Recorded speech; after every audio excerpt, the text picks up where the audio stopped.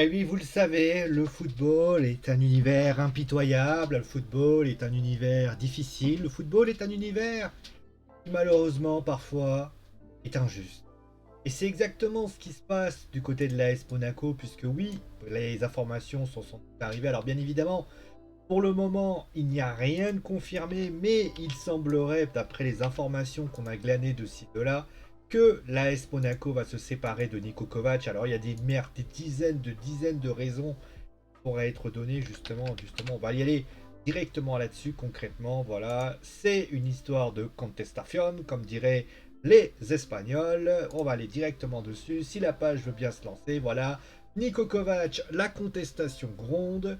Auteur d'une belle prestation, la réalité serait différente cette saison. En effet, le début de saison de l'AS Monaco est loin des désirs des dirigeants monégasques, et forcément les critiques se dirigent vers l'entraîneur de l'AS Monaco, Niko Kovac. L'équipe indique que des tensions seraient présentes entre Niko Kovac et une partie de son groupe. En effet, ses idées ne passeraient plus du tout au sein du vestiaire, et il se murmure même qu'une défaite face à Rouen scellerait l'aventure de Niko Kovac avec la formation Azimut. Alors, l'information, elle a été donnée, et donc concrètement, eh bien,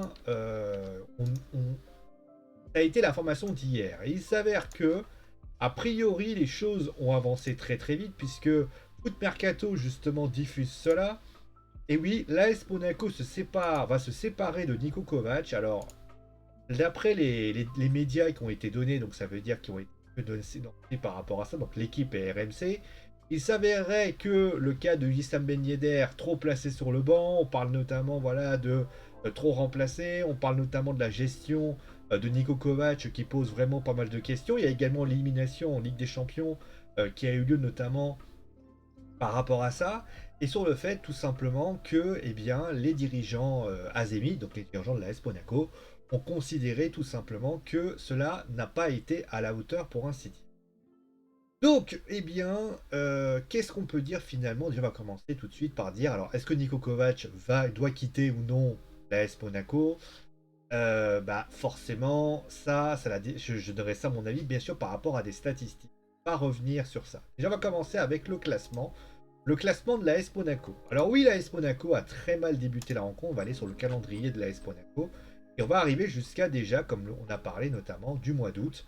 Et c'est vrai que le mois d'août, c'est pas très très bien passé hein, pour les Monégasques.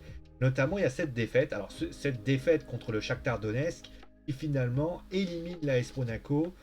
Ils étaient en barrage de la Ligue des Champions. Ils ont été à ce moment-là reversés en Europa League. Et il faut savoir que malheureusement, la saison de l'AS Monaco va très très mal débuter. On voit notamment des défaites, on voit notamment une défaite contre l'Olympique de Marseille. Alors certes, il y a toujours des choses qui vont mieux, par exemple, il y a des légers mieux. Monaco fait des choses intéressantes, mais en général, des fois ça repart, des fois ça revient. Brest, la défaite contre Brest, une série notamment de 4 matchs sans victoire, etc., etc. Un match nul contre Strasbourg. Et finalement, au mois de décembre, la dynamique semble reprendre au fur et à mesure, où l'AS Monaco retrouve même d'ailleurs ses vertus offensives qu'ils avaient légèrement perdues, puisque l'AS Monaco aligne tout simplement, à part sa défaite contre le Paris Saint-Germain, j'estime à un moment donné que l'AS Monaco ne méritait sans doute pas cette défaite, eh bien, c'est une qualification en Coupe de France. Et finalement, eh bien, il y a également cette qualification en Europa League. Et enfin, bien évidemment, la victoire contre Metz 4-0, 3 buts à 1 contre Angers, la qualification contre le Red Star, et enfin, match quand même important, puisque c'était quand même un adversaire direct, avec la victoire de Monaco contre Rennes, pour ainsi dire.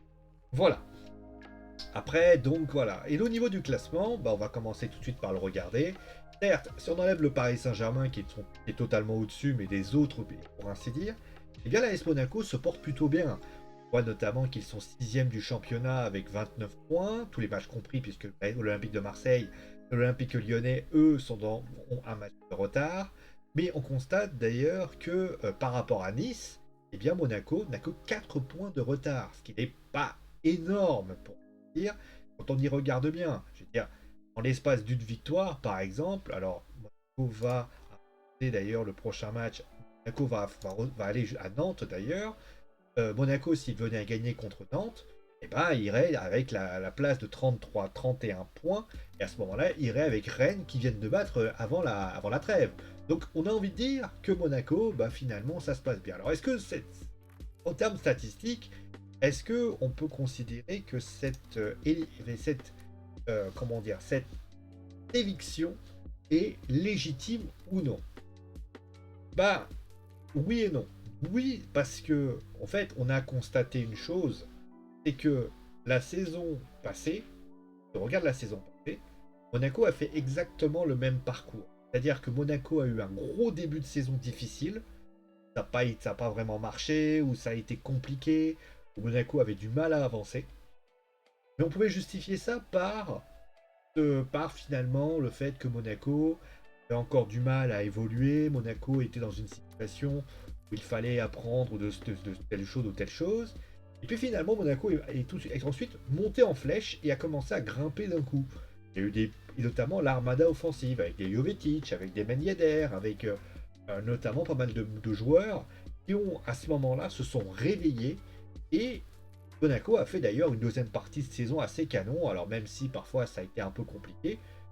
On a envie de dire que Monaco d'ailleurs méritait totalement cette troisième place. Et je l'avais dit l'année dernière, si Monaco avait réussi son début de saison passé, eh bien Monaco se serait complètement qualifié. Honnêtement, Monaco aurait été peut-être pas champion, mais parce que Lille était plutôt régulier, mais en tout cas ils auraient pu, on va dire, éviter le Paris Saint-Germain, clairement.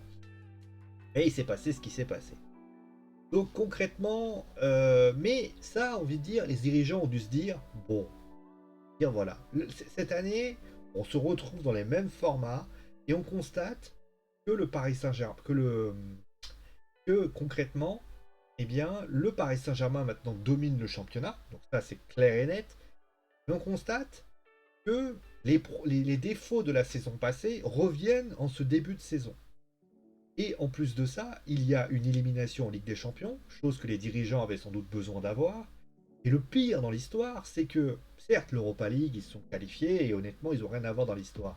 Mais en Ligue 1, on a eu à Monaco qui était très très bas. Si je reprends le calendrier de Monaco, le mois d'août, le mois d'août est loin d'être luisant, puisque regardez, je crois, Monaco, au mois d'août, à part une victoire contre 3, il n'y a pas de victoire. En septembre, il y a cette victoire contre Saint-Etienne, mais sinon, contre Clermont, il y a des matchs nuls, il y a et quasiment rien. Vous allez en octobre, il y a cette victoire contre Bordeaux, mais sinon contre Lyon, il y a 2-0.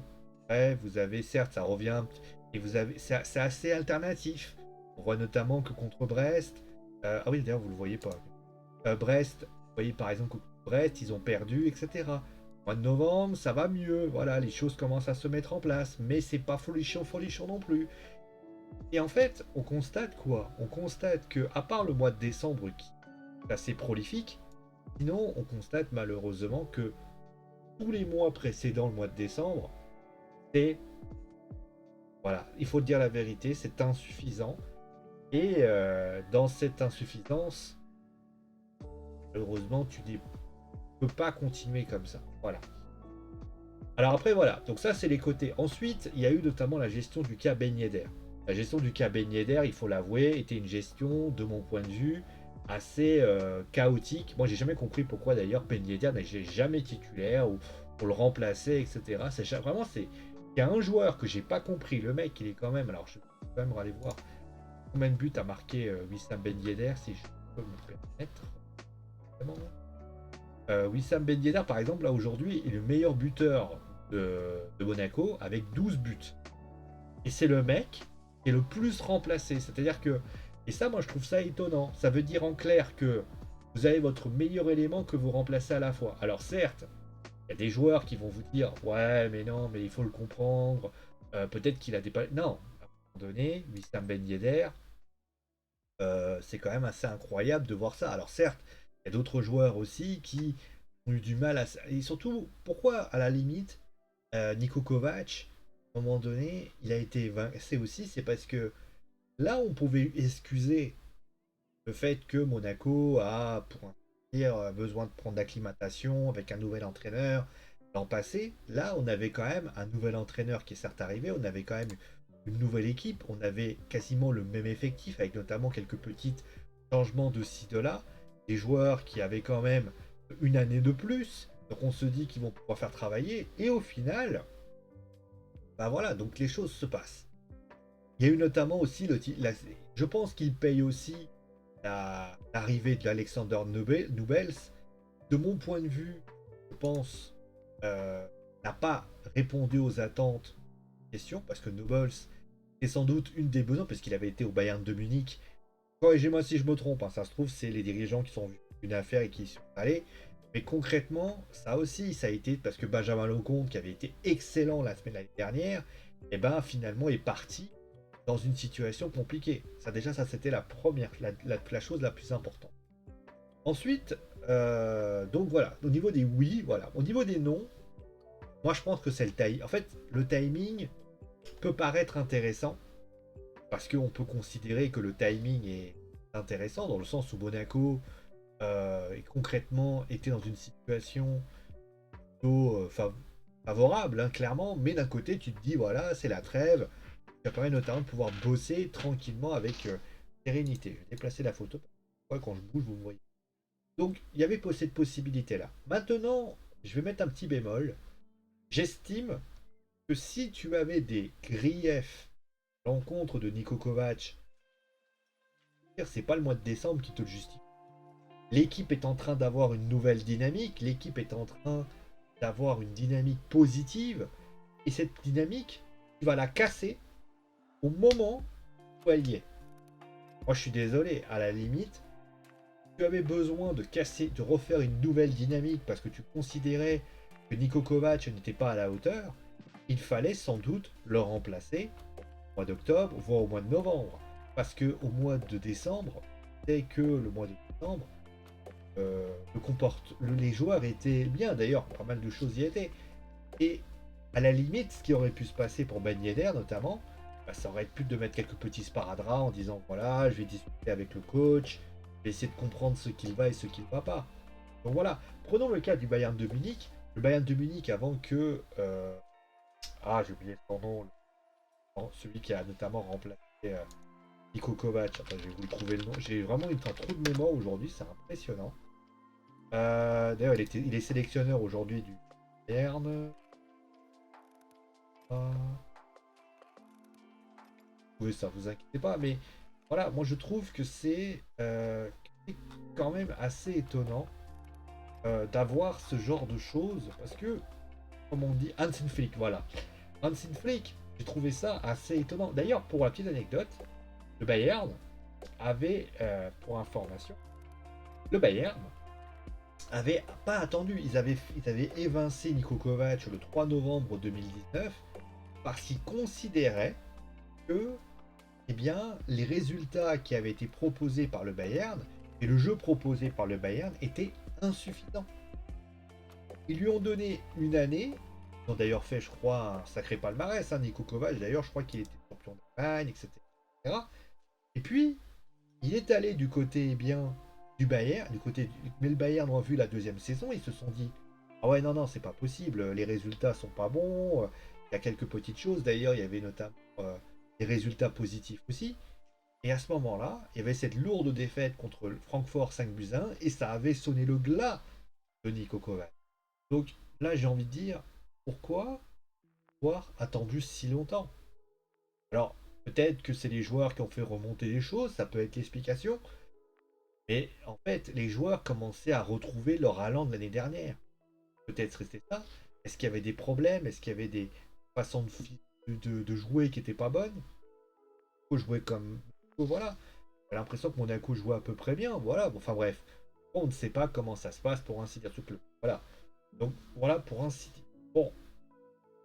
Surtout que le bilan de l'année dernière de l'AS Monaco était quand même plutôt satisfaisant. Finale de France, troisième, et donc forcément un bilan plutôt intéressant. Donc voilà, après, bon, c'est mon bémol, pour ainsi dire, voilà, ça fait un peu léger sans doute, mais il a quand même son poids, que concrètement, pour moi, l'AS Monaco, d'ailleurs l'AS Monaco reste, pour information, Niko Kovac reste quand même sur 58% de victoire, c'est quand même pas mal. Et d'ailleurs, pour la petite anecdote, quand il se fait éliminer du Bayern de Munich, il a 69% de victoire. C'est quand même quelqu'un qui a des statistiques assez impressionnantes, qui quand même apprécie, qui fait des bonnes choses, mais qu'au final, 58%. Voilà. Maintenant, la question, bien évidemment, c'est qu'est-ce qu'il faut faire? Est-ce que Monaco... Alors, Monaco a des pistes pour remplacer Kovac. Trois pistes seraient donc à l'étude. Donc, il y a l'ancien entraîneur de la Leipzig, Jesse March, qui a donc a été renvoyé du RB Leipzig, euh, qui a été renvoyé par le RB Leipzig après la Ligue des Champions. D'ailleurs, soit il est parti, soit enfin, il y a eu un petit quiproquo pour un. Ensuite, il y a Paulo Fonseca, qui est libre d'ailleurs. Paulo Fonseca, l'ancien entraîneur de l'AS Rome. Et enfin, on a donc, alors ça c'est un nom qui paru saugrenu, mais pourquoi pas. C'est l'entraîneur du. Ah, j'ai oublié son nom. L'entraîneur de Bruges. Donc je vais vous retrouver le nom. Ah voilà, Philippe Clément serait donc le nouvel entraîneur de l'AS Monaco pour un. Lequel peut être le plus intéressant? Alors, pas vous mentir que grâce à mes talents de footzoneur, j'ai pu concrètement. Alors, Paul Mitchell d'ailleurs restera pour information. Alors, Alors, pour information, pour ce qui s'agit de Paolo Fonseca, l'idée n'est pas totalement saugrenue en soi, dans le sens où Paolo Fonseca est parti. Bon, alors, il a été remplacé par José Mourinho, donc l'idée n'est pas totalement illogique, même si les résultats de Paolo Fonseca à l'AS Rome manquent un peu de consistance en fait. Ça reste intéressant ce qu'il a fait, mais concrètement, pas non plus, il a pas réussi à faire monter d'un palier le club de l'AS Roma. Là voilà. Ensuite, on a Jesse March. Alors, Jesse March, c'est vraiment une grosse énigme. Alors, Jesse March, il est en échec avec le RB Leipzig, que Jesse March a dans le Red Bull Salzbourg, et ensuite il a été au RB Leipzig. Il n'avait pas réussi à confirmer ça. Et moi, concrètement, de mon point de vue là-dessus, je pense que ça me paraît un peu juste. Ça me paraît un peu juste parce que si on compare les équipes, on peut considérer que le RB Leipzig est équivalent un petit peu de l'AS Monaco. Il n'a pas réussi. Alors certes, parce que Johan Nagelsmann, lui, avait sans doute forgé son équipe. Mais concrètement, certes, il y avait des joueurs qui jouaient plutôt bien. Alors certes, attention, le RB Leipzig avait également des départs de joueurs. Je pense à Peter, je pense à Mécano. Forcément, on ne peut pas lui enlever ça. Mais le fait est que le RB Leipzig connaissait et concrètement il n'a pas réussi à insuffler une dynamique qu'il avait réussi à faire au Red Bull Salzbourg. Donc est-ce que c'est un problème d'équipe ou est-ce que c'est un problème plus important? Et puis il y a il y a Bruges. Alors là clairement Paul Clément, Philippe Clément pardon, Philippe Clément c'est vraiment c'est vraiment étonnant. Alors il fait bien jouer son équipe, ça il faut le dire, il fait très très bien jouer son équipe. Mais moi aussi, c'est la même chose que pour Jesse March, dans le sens où je suis très perplexe à l'idée de sa venue. C'est-à-dire que Philippe Clément, c'est quand même un entraîneur qui a fait ses gammes, hein, qui apporte vraiment des choses. Mais est-ce que concrètement, Philippe Clément, qui est un coach, sera capable de, justement de coacher des joueurs avec un statut différent? Alors, après, l'avantage de Philippe Clément, c'est qu'il arrive, il va arriver avec une nouvelle philosophie, il va arriver avec peut-être une philosophie peut-être différente de la part de Niko Kovac. Kovac, je pense que si il ne s'entendait pas beaucoup avec ses joueurs, enfin s'il y avait des problèmes avec ses joueurs, il a été formé à l'allemande. Et le problème, c'est que, vous le savez, regarde Thomas Tuchel par exemple, hein, il y a des gens qui apprécient qui apprécient la manière allemande. Mais je suis certain, je vous mettrai la main au feu, que si Jürgen Klopp arrivait par exemple du côté du Paris Saint-Germain, se casserait les dents dessus. Parce que concrètement, le PSG dirait ah c'est trop dur. D'ailleurs, regardez, Thomas Tuchel, il a voulu faire des entraînements durs. Au final, il s'est fait allumer par tous ses joueurs. Peut-être que la S Monaco a peut-être vécu la même chose. Je ne sais pas, je n'ai pas d'hypothèse, je ne fais que d'émettre des hypothèses. Donc voilà. En tout cas, ce qui est certain, c'est que les trois choix d'entraîneur, c'est vrai que Paulo Fonseca, peut-être une solution. C'est vrai que l'AS Rome, pourquoi pas, mais il n'a pas fait évoluer l'AS Rome. Par contre, moi, s'il y a... bon, après, moi, c'est vrai, il y a un mec qui pourrait peut-être m'intéresser, dont j'aurais une curiosité, serait Philippe Clément. Parce que Philippe Clément, il aurait quelque chose d'intéressant, c'est qu'il aurait un groupe, et il serait peut-être capable de l'emmener. Et est-ce qu'il aurait la capacité de dire, par exemple, à des joueurs, de faire évoluer des jeunes joueurs, surtout qu'il y a des jeunes joueurs à Monaco, justement les faire évoluer et leur faire permettre de pouvoir leur insuffler aussi le jeu, parce qu'il faut savoir que Monaco, c'est aussi une équipe de jeu, pourquoi pas, parce qu'on a vu que avec Bruges, ça marche bien. Il est un entraîneur en réussite, etc. Donc pourquoi pas, mais c'est vrai que ça donne pas. Moi, franchement, la vérité, dommage d'ailleurs qu'ils sont partis à Newcastle parce que je trouve que si un entraîneur m'aurait vraiment étonné et franchement, je l'aurais trouvé intéressant. J'aime beaucoup son style de jeu, j'aime beaucoup la manière dont il joue. Bon, je sais qu'à Newcastle, en ce moment, il est en train de se casser les dents, mais d'un côté, Newcastle, c'est vraiment complexe. Eddie Howe. Eddie Howe, c'est. J'ai beaucoup aimé la manière dont il a joué ses équipes. Alors, certes, avec des petites équipes, hein, pas des équipes super fortes. Hein. Le mec, il arrive à faire évoluer son équipe. C'est vrai que Eddie Howe, ça m'aurait peut-être intéressé, parce que là, il était un petit jeune, voilà, etc. Ça aurait pu être intéressant. Bon, voilà, donc j'ai pas grand-chose à dire de plus sur ce qui va se passer. Alors, peut-être qu'il y aura un quatrième qui sortira du chat. Peut-être les ben, je sais pas. Bon, de toute façon, de toute manière aussi, il faut savoir que Monaco a tendance à ne jamais vraiment recruter des entraîneurs de renom. Ils aiment bien, on va dire, tenter des petites popotes, etc. Peut être une solution. Car moi, je vous souhaite bien sûr une très très bonne soirée. Passez de bonnes fêtes de fin d'année si jamais vous avez passé du fête. Et pour information, oui, il n'y a pas eu de bilan de l'année de catch machin parce que complètement, c'est vrai que ça a été quelque peu fait. Pour information, j'ai pas fait de bilan de l'année. Je vais voir ce que je peux faire dessus parce que clairement le bilan de l'année, je vais vous répéter la même chose que l'année dernière. Je vais voir ce que je peux faire, mais voilà, on va en discuter tranquille. Je serai d'ailleurs en live demain, hein, pour information, le 31 décembre. Oui, je serai là en live avec vous pour vous faire profiter, voilà, de mon présence. Merci à vous tous d'avoir suivi l'émission. Portez-vous.